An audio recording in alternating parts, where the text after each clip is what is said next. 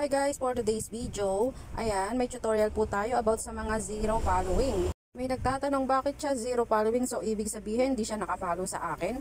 Hindi po ibig sabihin kung zero following ka ay hindi na nakafollow sa iyo. Naka-hide lang po yun. At tara, alamin natin kung paano. Okay po, open your Facebook at pindutin po ito. Scroll down at hanapin ang setting and privacy. Then click the settings and scroll down at hanapin ang audience and visibility. Ayan, scroll down at hanapin ang followers and public content.